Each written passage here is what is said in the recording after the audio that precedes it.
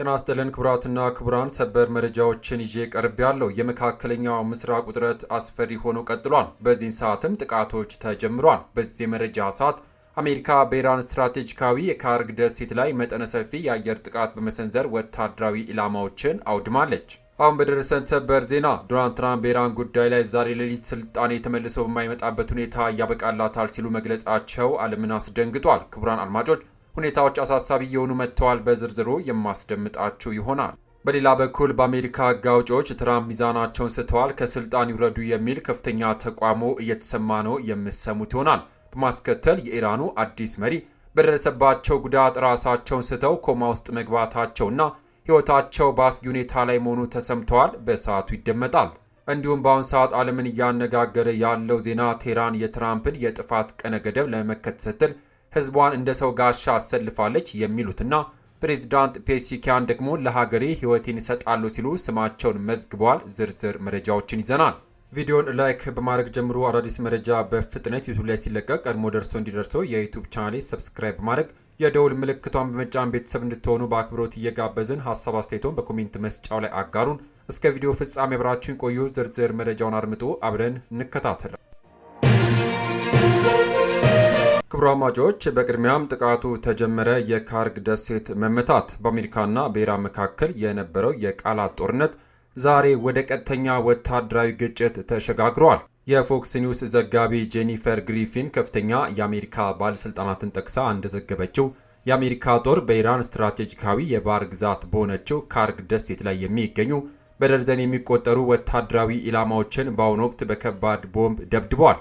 በዚህ መጠነ ሰፊ ጥቃት የመሬት ውስጥ ወታደራዊ ባንከሮች፣ የራዳር ጣቢያዎችና ግዙፍ የጦር መሳሪያ ማከማቻ መጋዘኖች መውደማቸው ተረጋግጧል። ይህ ጥቃት የተፈጸመው ፕሬዚዳንት ዶናልድ ትራምፕ ለቴህራን ያስቀመጡት የጊዜ ገደብ መጠናቀቁን ተከትሎ ሲሆን ካርግ ደሴት የኢራን ዋነኛ የነዳጅ ኤክስፖርት ተርሚናል የሚገኝባት ስፍራ በመሆኗ ድርጊቱ በዓለም አቀፍ የነዳጅ ገበያ ላይ ከፍተኛ መናወጥ ሊያስከትል እንደሚችል ተሰግቷል። የዋይት ሀውስ ባለሥልጣናት እርምጃው የኢራን ወታደራዊ አቅም ለማዳከም የታለመ መሆኑን ቢገልጹም ቴህራን ለዚህ ጥቃት የምትሰጠው አጸፋዊ ምላሽ ቀጠናውን ወደማይመለስ መጠነ ሰፊ ጦርነት ሊያስገባው እንደሚችል የጂኦፖለቲካ ተንታኞች በስጋት እየገለጹ ይገኛሉ።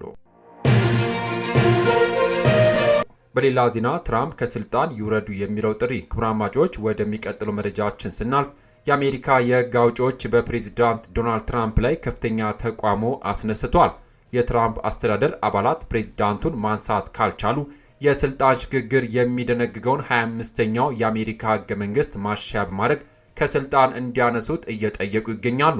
የኦሪዞና ኮንግረስ አባል ያስሚን አንሳሪ ትራምፕ አስከፊና ህገወጥ ውጥረት እያባባሱ ነው፣ ግዙፍ የጦር ወንጀሎችን እያስፈራሩና በኢራን የሲቪል መሰረተ ልማቶችን ኢላማ አድርጓል ስትል ከሳለች። የሚኒሶታ ኢልሃን ኦማርም የሚዛናቸው የሰዓቱ መሪ በአስቸኳይ ከስልጣን መወገድ አለባቸው ብለዋል።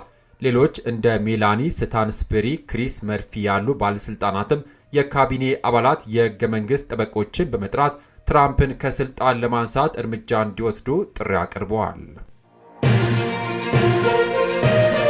በሌላ ዜና ትራምፕ ዛሬ ሌሊት ስልጣኔው ያበቃል ሲሉ መናገራቸው ዓለምን አስደንግጧል። ፕሬዚዳንት ዶናልድ ትራምፕ ለኢራን ያስቀመጡት የጊዜ ገደብ ተከትሎ አስደንጋጭ መረጃን አጋርቷል። ትሩዝ ሶሻል በተባለው ገጻቸው ላይ ባሰፈሩት መልእክት ስልጣኔ ተመልሶ በማይመጣበት ሁኔታ ዛሬ ምሽት ያበቃላታል ሲሉ ዝቷል። ትራምፕ ጨምሮም ይህ እንዲሆን ባይፈልጉም ሳይከሰት እንደማይቀርና አጠቃላይ የስርዓት ለውጥ ሊመጣ እንደሚችል አመልክቷል። የ47 ዓመታት ጭቆናና ሙስና ዛሬ ሌሊት ያበቃል ያሉት ትራምፕ የጊዜ ገደባቸው ማክሰኞ ሌሊት ለረቡዕ አጥቢያ ከሌሊቱ 9 ሰዓት ላይ እንደሚያበቃ ይታወቃል። ኢራን በበኩሏ ማዕቀቦች እንዲነሱላት የራሷን ቅድመ ሁኔታዎችም ያቀረበች ሲሆን ዲፕሎማሲያዊ ጥረቶች ካልተሳኩ ጦርነቱ ወደ አደገኛ ደረጃ ሊሸጋገር እንደሚችል ተጠቁሟል። ዘገባው የቢቢሲ ነው። በሌላ ዜና የኢራኑ መሪ በጽኑ መታመም። የኢራኑ አዲስ ተሿሚ ጠቅላይ መሪ ሙጅተባ ኻሜኒ በአሜሪካና በእስራኤል ጋራ ጥቃት ጉዳት ከደረሰባቸው በኋላ በአሁኑ ሰዓት በቅድስቷ ቆም ከተማ በጽኑ ሕክምና ላይ እንደሚገኙ ተሰምቷል። የ56 ዓመቱ መሪ ራሳቸውን ስተው ኮማ ውስጥ እንዳሉና ማንኛውም የመንግስት ውሳኔ ላይ መሳተፍ እንደማይችሉ የስለላ መረጃዎች ይጠቁማሉ። ይህ መረጃ የኢራን ጠቅላይ መሪ የት እንዳሉ ለመጀመሪያ ጊዜ ይፋ የተደረገበት ሲሆን የባህር ሰላጤ አጋሮችን መረጃ የጠቀሱ ዘገባዎች ካሚኒ በአሁኑ ጊዜ በአገዛዙ የውሳኔ አሰጣጥ ሂደት ውስጥ መሳተፍ እንደማይችሉ ይናገራሉ። ቀደም ሲል የቀድሞ መሪ አሊ ካሚኒ ሕይወታቸው ማለፍ የሚታወስ ሲሆን አዲሱ መሪን በደረሰባቸው ጉዳት ለሕይወታቸው ስጋት ላይ መሆናቸው ተዘግቧል። በሌላ ዜና የሰው ጋሻ በቴህራን ክቡር አድማጮች እጅግ ወደሚያነጋግረው መረጃችን ስናልፍ ኢራን ህዝቧን በኃይል ማመንጫዎቿ ዙሪያ አሰልፋለች። የትራምፕ ቀነ ገደብ ሊጠናቀቅ ሰዓታት ቀርተውታል። ቴህራን አርቲስቶች፣ አትሌቶችና ተማሪዎችን በስትራቴጂካዊቷ ተቋማት ዙሪያ በማሰለፍ ዓለምን ያስገረመ የመከላከል ስልት ይፋ አድርጋለች። የኢራን የወጣቶች ስፖርት ምክትል ሚኒስትር አሊሬዛ ረሂማ ባስተላለፉት ጥሪ ዜጎች በቁልፍ መሰረተ ልማቶች ዙሪያ በመሰብሰብ አሜሪካ የአየር ድብደባ እንዳትፈጽም ጫና እንዲፈጥሩ አዘዋል። ፕሬዚዳንት ትራምፕ በበኩላቸው የሆርሙዝ ወሽመጥ ካልተከፈተ የሀገሪቱን ድልድዮችና የኃይል ማመንጫዎች እንደሚያወድሙ ዳግም አስጠንቅቀዋል። በሌላ ዜና የፕሬዝዳንት ፔስኪያን የክተት ጥሪ የኢራን ፕሬዝዳንት መሱድ ፔስኪያን ለሀገራቸው መስዋዕት ለመሆን ጃንፋዳ በተሰኘው የክተት ዘመቻ ስማቸውን ማስመዝገባቸው ተሰምቷል። የቁርጥ ቀን ልጅ ለሀገሩ ሕይወቱን ይሰጣል ያሉት ፕሬዝዳንቱ ከአሜሪካ እየቀረበ ያለው ወታደራዊ ዛቻ ለመመከት ዝግጁ መሆናቸውን ገልጿል። እስካሁን ከ14 ሚሊዮን በላይ ኢራናውያን በፈቃደኝነት በዚህ ዘመቻ ስማቸውን እያስመዘገቡ ሲሆን ፕሬዝዳንቱ በኤክስ ገጻቸው ባስተላለፉት መልእክት እኔም እንደ አንዱ ለሀገሬ ሕይወቴን ሰጥቻለሁ ብሏል። ያ ግዙፍ የህዝብ ንቅናቄ ኢራን ሉዓላዊነቷን ለማስከበር ያላትን ጽኑ ቁርጠኝነት የሚያሳይ እንደሆነ ተንታኞች እየገለጹ ይገኛሉ።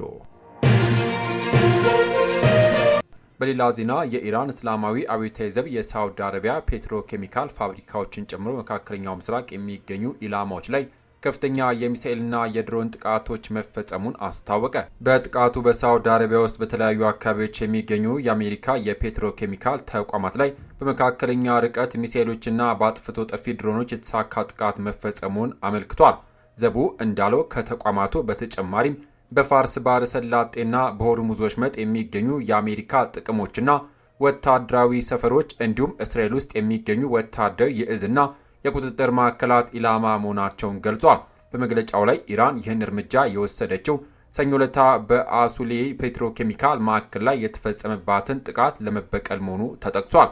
አብዮታዊ ዘቡ አሜሪካ ቀይ መስመራችን የምታልፍ ከሆነ ምላሻችን ከመካከለኛው ምስራቅም የሚያልፍ ይሆናል በማለት አስጠንቅቋል። አሜሪካ በኢራን ላይ ከባድ ጥቃት ለመፈጸም ያስቀመጠችው የጊዜ ገደብ ወደ መጠናቀቁ እየተቃረበ ባለበት በአሁኑ ሰዓት የኢራን አብዮታዊ ዘብ ባወጣው መግለጫ አሜሪካና አጋሮቿ ኢራን ኢላማ የምታደርጋቸው ቦታዎች ውስን ሆነው ቆይተው የነበረ መሆኑን ገልጿል።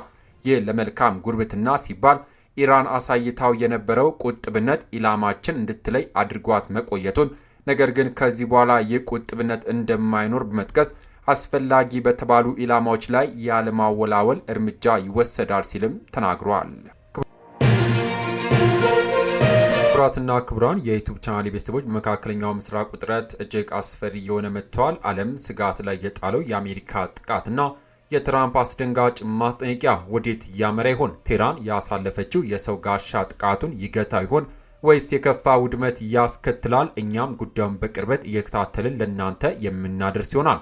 የዛሬው መረጃችን ጠቃሚ ሆኖ ካገኛችሁት ላይክ በማድረግ ሌሎች እንዲደርስ አግዙ። እንዲሁም ለቻናላችን አዲስ ሆናችሁ ሰብስክራይብ በማድረግና የደውል ምልክቷን በመጫን በየሰዓቱ የምናወጣቸውን ፈጣን መረጃዎች ቀድሞ ያግኙ። በቀጣይ በሌላ መረጃ እስከምንገናኝ ሰላም ለሀገራችን፣ ሰላም ለዓለማችን፣ በያልንበት የዓለም ዳርቻ ቸር እንቆይ።